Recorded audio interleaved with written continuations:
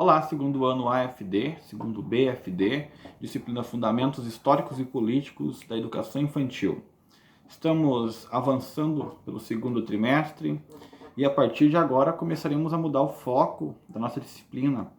Até o presente momento eu falei com você sobre características das creches, como que a criança era vista na Idade Média, na Antiguidade, enfim, as relações sociais, como que o meio afeta essa visão que nós temos da criança, relações culturais, relações de gênero, enfim.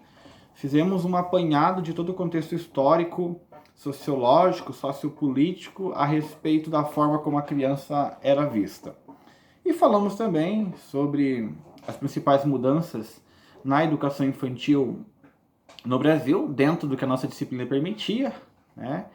E a partir de então, vamos agora dar algumas definições de criança, de educação, de família, esses papéis, como eles foram vistos pelas mais diferentes ciências. Se vocês olharem o nosso planejamento do segundo trimestre, ele está pautado em alguns autores.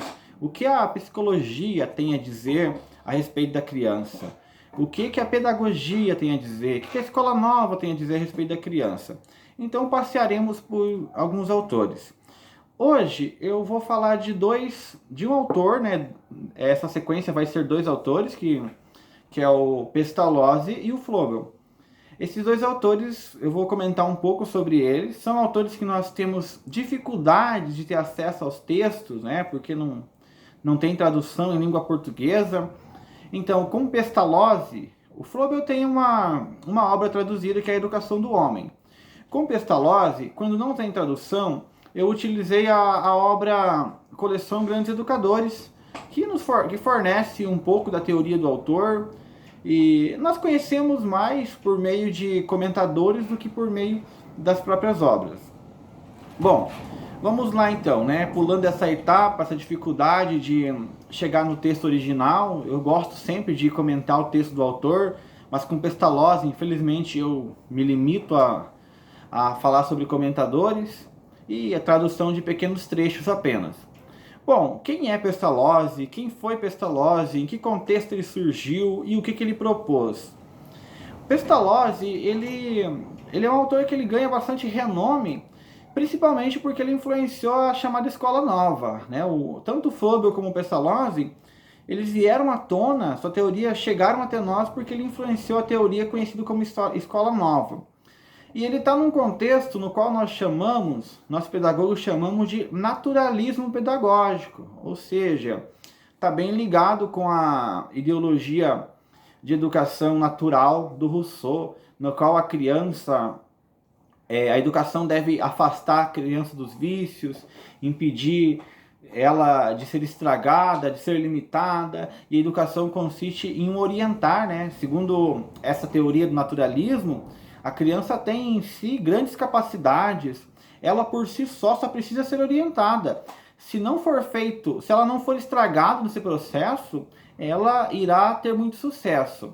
E o Pestalozzi tem uma característica que o diferencia de Rousseau, né? Enquanto o Rousseau ele é um educador pensando na elite, um educador que se preocupa com a burguesia, com as classes mais altas. O Rousseau, eu vou comentar com vocês o Emílio, em aulas posteriores, mas só adiantando, o Rousseau ele se preocupa em como instruir o menino da burguesia, já que para ele, teoricamente, não se faz necessário ensinar a criança pobre, porque a criança pobre aprende com a vida. O Pestalozzi ele é o contrário, né? Apesar de ser muito influenciado por Rousseau, um pouco para questionar, para pegar algumas coisas e modificar, ele se preocupa com todas as crianças. Inclusive, existe uma obra dele chamada Como Gertrudes Ensina Seus Filhos, em que o autor se preocupa como que eu posso fazer uma teoria educacional que a mãe, a mulher, aquela que não tem uma formação específica, nós estamos falando no contexto do século XVIII, né, em transição 18 para 19, ele nasce em 1746, é suíço. Então a questão, uma época que a mulher não tinha espaço na sociedade, já comentei isso com você sobre o espaço feminino, né, que é recente essa conquista da mulher. Ele se preocupa, como que eu faço? Que tipo de coisa, de orientação eu posso dar para que as mães consigam educar essas crianças? Afinal de contas, durante a infância as crianças estão junto com as mães, então eu tenho que fazer algo que seja acessível para ela. Então aqui você já vê uma diferença notável, né? O Rousseau não está nem aí com quem é deficiente, com quem tem alguma necessidade especial, ele não quer esse tipo de pessoa. O Rousseau não está nem aí com quem não tem condição de pagar, ele está preocupado com o filho da elite.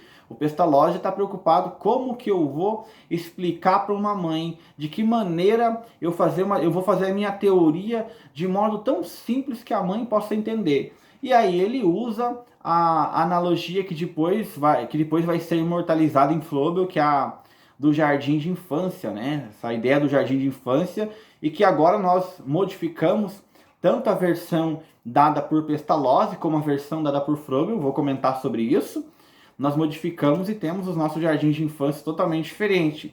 Mas a raiz do conceito da criança como uma plantinha que precisa ser cuidado, do professor como um jardineiro que apenas poda, né, quando está saindo da linha, do esperado.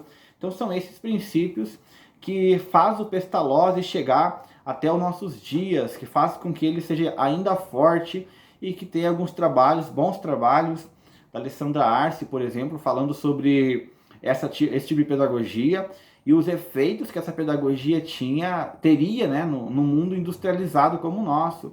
Quais os efeitos será que a pedagogia de Pestalozzi tem em nosso mundo?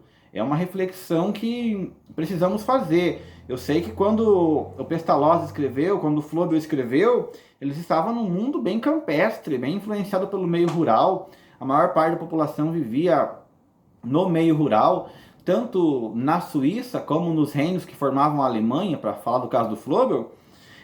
Então a questão é, e nesse mundo corrido, qual que é o papel? Então é uma reflexão que nós temos que ter, que se eu sei que a criança tem um ritmo diferente, se eu sei que a criança aprende no seu próprio ritmo e não é um ritmo do adulto, que o mundo industrial é um mundo enlouquecido, na qual você almoça correndo, você puxa a criança correndo, você sai correndo, né? Nós temos o tempo como mediador, as nossas relações são mediadas pelo tempo.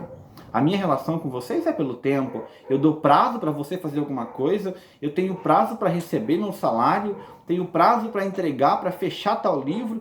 E a criança? Será que a criança ela consegue se adaptar nesse princípio externo que a disciplina, que a determina? Então, a educação do Pestalozzi para essa época pós-moderna, né, para usar um termo caro a Zygmunt Bauman, dessa época líquida, modernidade líquida, o que acontece? Nós precisamos pensar se não estamos fazendo com que a criança entre como um robô nesse mundo dinâmico, correndo, que você não pensa, que tem propagandas consumistas, produtos industrializados, que chegam até as crianças como se fossem normais e ela entra nesse sistema louco sem saber o que está fazendo. Então, a escola de Pestalozzi, ela é uma escola que pensa no desenvolvimento e que mais tarde a Montessori vai trabalhar, vai aprimorar de maneira brilhante. Mas vamos sair um pouco do comentário dessa introdução que eu fiz a respeito do autor, para comentarmos a obra. Eu mandei algumas apostilas, mandei uma especial chamada Aula 8, Pestalozzi, apostila completa, em que eu resenhei para vocês essa obra Coleção Grandes Educadores e pretendo falar sobre ela, ler o que foi escrito aqui, ler alguns trechos, comentar e explicar para vocês. Vale também o registro que, se ficar alguma dúvida, vocês podem solicitar uma aula no Meet, além das apostilas, e vamos trabalhar para que possamos cada vez mais entender. Bom, creio que vocês entenderam que ele está no contexto do século XVIII, por isso essa ideia do naturalismo, por isso a analogia dele em relação à educação é uma analogia que usa a linguagem da natureza, né? Nós escrevemos de acordo com o nosso tempo. O Rousseau não escreveu muitas coisas que iam contra o que nós reconhecemos como educação de gênero, como direito feminino. Então, o autor ele escreve muito em relação ao seu próprio tempo.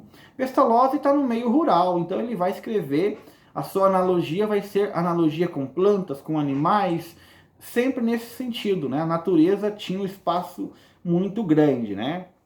E então a principal função da educação para ele é levar a criança a se desenvolver. Ele vai morrer em 1827, bom, ele perdeu o pai, viveu a maior parte do tempo com a mãe, o contrário do Frobel, né? O Frobel perdeu a mãe. Vamos lá então, na apostila que eu lhes enviei, página 2. Na página 1, a coleção Grandes Educadores do MEC, que é aquela coleção que eu sempre comento com vocês, né? Já comentei vários autores dela. Em 2006, o MEC fez essa coleção comentando os principais educadores. Bom, tem o diário, né, sobre o seu filho, reunir novamente o que Rousseau separou, liberdade, obrigação, desejo natural, tentativa de manter uma escola para criança. Ele também teve essa ideia de fazer uma escola, acabou falindo, ele, o De Crolles, vai ter no futuro, acabou não conseguindo manter esse sistema. No Frobel vamos ver que a tentativa é maior. E na página 2, né, além dessa tentativa de montar um sistema, o Pestalozzi ele influenciou toda a geração que veio depois dele. Quem veio depois dele para falar em educação teve que falar de Pestalozzi. E seu método começou a ser implantado, inclusive nos reinos que faziam parte do que nós chamamos da Alemanha hoje. Página 2. Educação para Pestalozzi será uma forma de ação que permita a cada um fazer-se a si mesmo a partir do que ele é e no sentido que deseja ser. Uma obra de si mesmo, né? Ou seja, permitir que a criança seja capaz de se controlar. Ela não vai obedecer um padrão vigente na sociedade. Não é eu que vou dar o valor de bom, mal, ideal, definitivo para a criança. É ela que vai ter acesso às próprias vivências, né? A realização da autonomia, da liberdade, uma educação que não é uma educação castradora, que só vigia, que só dá bronca, mas que leva a criança a raciocinar sobre o certo e sobre o errado. Antes de fechar o vídeo, eu vou tentar explicar o restante dessa apostila, que é uma apostila pequena. Ainda na página 2, as ideias de Pestalozzi no Brasil, um comentário de João Luiz Gasparim. O professor, para ele, como um mero instrumento mecânico de um método cujos resultados devem provir da natureza e de seus processos, não da habilidade de quem pratica. A criança passa a ser o centro do desenvolvimento do processo educacional. Isso aqui na época é uma inovação, porque a gente está acostumado com os alunos sentados em filas, num silêncio, que para se movimentar tem que levantar a mão, né? E o professor é a autoridade absoluta.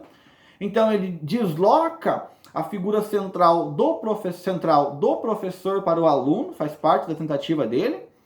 A substituição do uso da disciplina exterior pelo cultivo da disciplina interior. O que significa isso? Que ao invés do professor ficar punindo, gritando, castigando, aqueles castigos comuns na escola, o próprio aluno vai desenvolver uma disciplina. E isso é muito mais eficiente. Por quê? Se você exige algo do aluno, quando você sair de perto dele, ele vai violar os seus princípios. Mesma coisa um professor, super rígido, só grita com os alunos. A hora que ele precisa sair para ir pegar alguma coisa, sair da sala 1 minuto, a turma surta. E agora, se a turma for instruída, se o aluno mesmo ele for capaz de desenvolver um senso de certo, de errado, de correto, adequado, inadequado, ele irá se controlar muito mais do que se for apenas um que é dominado pelo meio, pelos sujeitos. Conhecimento científico passa a ter menos valor do que a afetividade. Para ele é fundamental o afeto em sala de aula, né? É um dos teóricos que incorporou afeto. E hoje a gente sabe, né? Se você tem uma aversão com o professor, a aula dele pode ser maravilhosa, você não vai ter o mesmo prazer. Ele fala bom dia, você já fica com aquela cara... Enfim, é necessário você ter uma boa relação também com o teu aluno. E ele foi um dos que defendeu muito isso. Bom, os sentidos como pode entrar em todo o conhecimento é outro empirista do contexto de Locke, do contexto de Comênios. Para esses autores, o indivíduo não nasce com tudo, né? Ele precisa aprender pela experiência, precisa ter várias experiências. Bom, eu finalizo assim esse primeiro vídeo, farei outro para finalizar a obra dele. Falei que ele está no contexto da Suíça, do século XVIII para o século XIX. Falei que ele defende o naturalismo pedagógico, que para ele é muito mais importante uma disciplina interna do que a disciplina externa, que ele é um teórico que defende que o professor é como se fosse um jardineiro, orienta o crescimento, né? Cuida para evitar alguns vícios, afasta a criança dos vícios. E falei que ele estava preocupado também, que será o nosso tema do próximo vídeo, em como que as donas de casa, as pessoas mais humildes, como que elas poderiam educar seus filhos, diferente do Rousseau, que se focou mais para a educação da elite.